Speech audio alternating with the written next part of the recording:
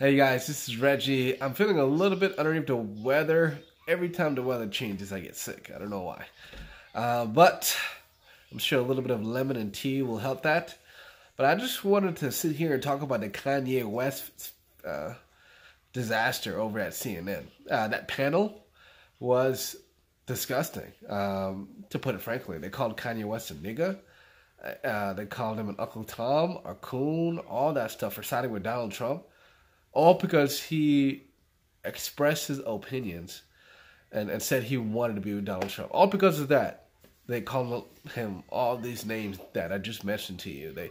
They even said that he is going to be traded in a racial draft. For those of you who are old enough to remember Chappelle's skit of race drafts, where they pick certain people to belong to certain races, and they're saying that Kanye West lost his black card essentially, and that he's traded it in to be a white person, which is ridiculous. This is like real racism on CNN, like real actual racism, but on the reverse.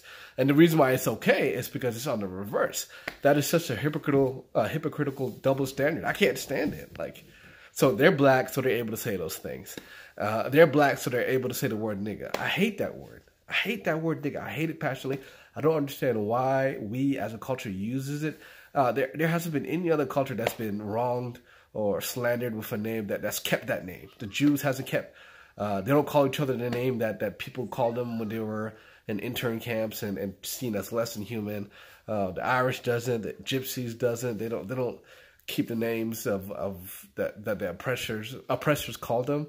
And it boggles my mind that black people, we keep using the same name that our oppressors used in the past to relate to each other. That tells me that there's something wrong in our culture. There's something vehemently wrong. There's a self-hate in our culture to where it's okay to call each other derogatory, what was once a derogatory term as nigga. The way we see ourselves. And I think that's the biggest problem the black community face. It's not actual racism. That's not our biggest problem. Our biggest problem is self-hate. We kill each other at bigger numbers than any other race. We rob from each other. We steal from each other. We can't seem to build communities around each other.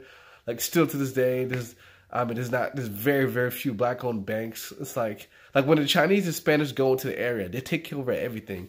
Economically, they take over the banking structure. They take over the hotels, the grocery stores. There's a place in Georgia where I live called Buford Highway. That place was taken over by the Asians, totally taken over.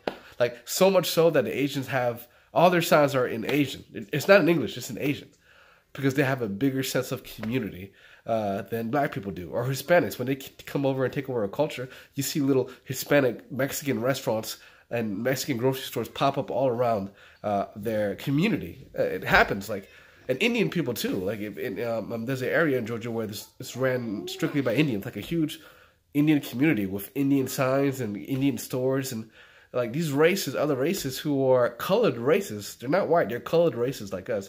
They have a bigger sense of community and self-love than black people do. So I think the biggest problem with black people today is self-hate. We don't like ourselves, and I think we're projecting that self-hate on other races, on white people especially, and it's just gonna make things worse.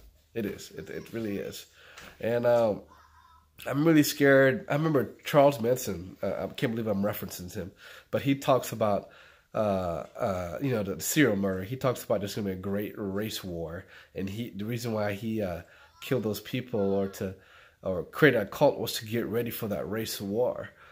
Maybe he was right about prophesying that race war. Maybe it is going to happen, because the way things are going nowadays, the civil unrest between races and cultures and male and female, I think we might see some kind of race war in the future. I hope not. And I'm fighting on the side for everybody. This is ridiculous. I've never seen it. We have the most rights as black people than ever before. The greatest entertainers were black. One of the most popular presidents, Barack Obama, 2-term president, extremely popular. The highest man in office was black for 2 terms. We have one of the richest women alive in America, Oprah. Everybody loves her. Black people are adored in this nation. And I can't believe that we're complaining about some kind of victimhood mentality that's just not true. It's so crazy to me, and I can't take it. I really can't. And I'm not going to be teaching my kids that, because that victim mentality will keep you down. It really will. And I refuse to participate in that.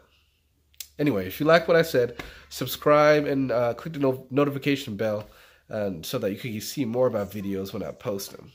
And again, I'm sorry, I'm so not feeling good today. I got the flu. But thanks for hearing me out. I'll see you later.